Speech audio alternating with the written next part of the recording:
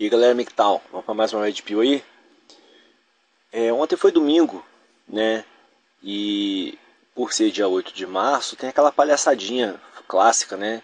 Das mulheres ficarem, né? Uma inflando o ego da outra como se fossem seres sobrenaturais, né? Pelo simples fato de terem nascido com a vagina no meio das pernas, elas se acham no direito de uma ficar parabenizando a outra e querem ser parabenizadas pelos homens por serem mulheres. É a mesma coisa de você parabenizar alguém por ter ido no banheiro e ter mijado, né? Porque é uma coisa natural, comum, que é do corpo, né? Da natureza da pessoa. E de repente você fica dando tapinha nas costas do cara. Ó, parabéns, cara. Por quê? Não, porque você mijou. É mais ou menos a mesma ideia, né? Ele dá parabéns porque nasceu. Porque é uma coisa inerente à essência daquela figura, né? Então, assim, no dia dos homens, os homens não são parabenizados por terem nascido homens, mas no dia, entre aspas, né, que se diz das mulheres, elas querem ser parabenizadas, né, e ficam inflando o ego da outra porque simplesmente nasceram com a vagina, né? Parabenizadas como se tivessem conquistado isso, né? Você parabeniza alguém porque passou no concurso público, porque conseguiu formar na faculdade, ou porque conseguiu ganhar uma competição lá, uma corrida, sei lá, uma outra competição qualquer, ou porque a pessoa com muito custo conseguiu comprar a sua própria casa. Isso é parabenizar, né? Agora, parabenizar por ter nascido é uma palhaçada. Inclusive, um artifício que eu me valho para sempre ter o bom senso como norte, né?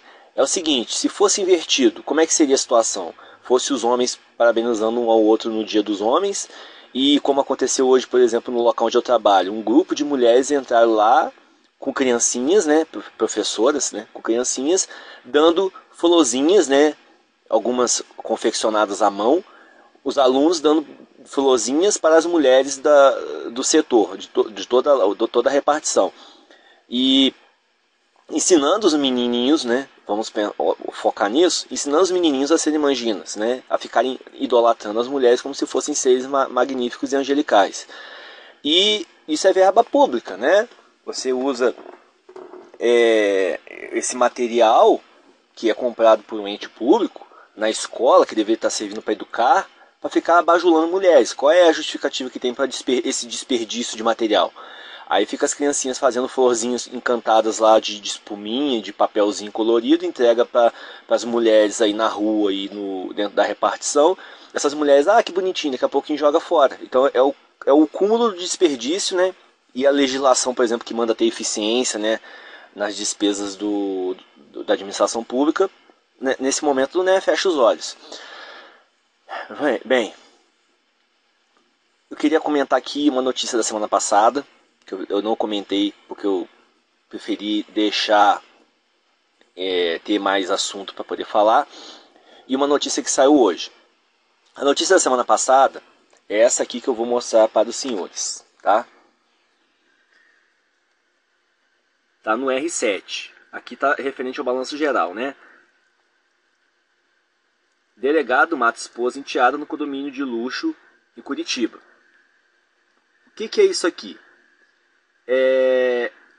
Saiu na semana passada essa reportagem na versão escrita, tá no R7. Saiu isso na versão escrita. Na versão escrita tinha um relato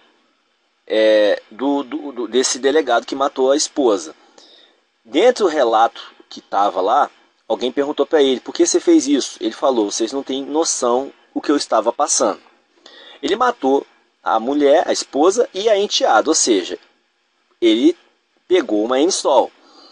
E essa mulher, ela era a escrivã da delegacia e ele era delegado, ou seja, ele estava num cargo acima do dela. A gente consegue, né, sutilmente perceber hipergamia. E ele pegou ela já com a filha, então ela era uma mãe solteira, né? Então, assim, é aquela, mais uma vez, aquela clássica história. A M-Sol, né, busca o macho alfa e tal, e pá. E ele foi bem claro no relato dele, vocês não tinham ideia do que eu estava passando, porque estavam já num processo de separação e divórcio. Então, vocês imaginem todo aquele orquestramento, né, dessa situação que a gente tem noção aqui, porque a gente comenta sobre isso todos os dias. E o cara chegou ao ponto de matar a mulher e a filha dela, né? E ele tinha uma filha com essa mulher, uma filha mais nova. Então ele depois tirou a filha dele, né, com ela da casa e entregou lá para alguém cuidar enquanto ele estava preso, porque ele, né, ele ia ter que responder na justiça por essa situação.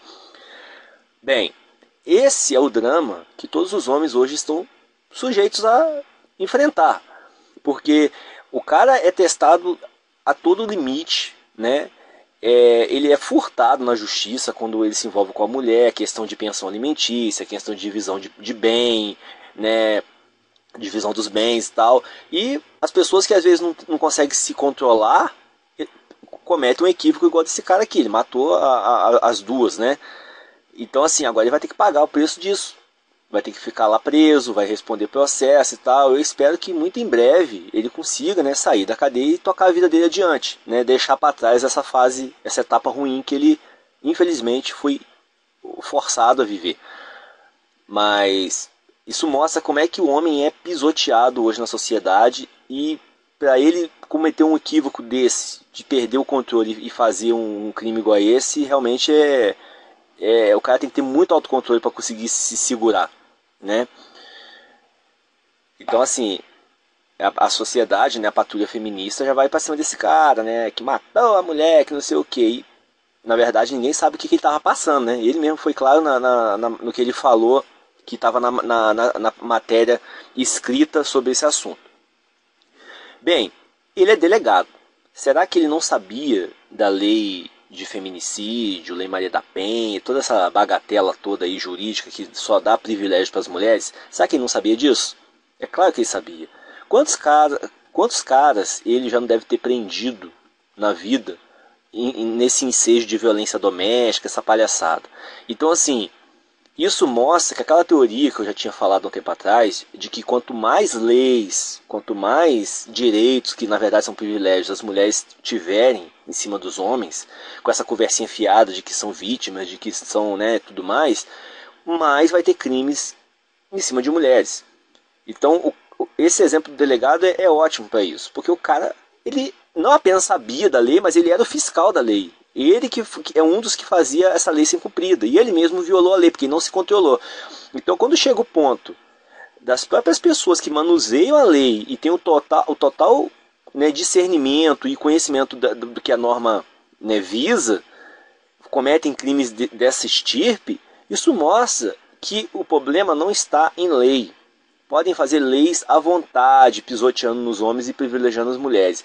Vai ter cada vez mais casos de mulheres sendo mortas, agredidas e tudo mais. E aí serão casos reais, como esse aqui do delegado. Não serão casos fictícios que o feminismo fica fundamentando hoje. Tá?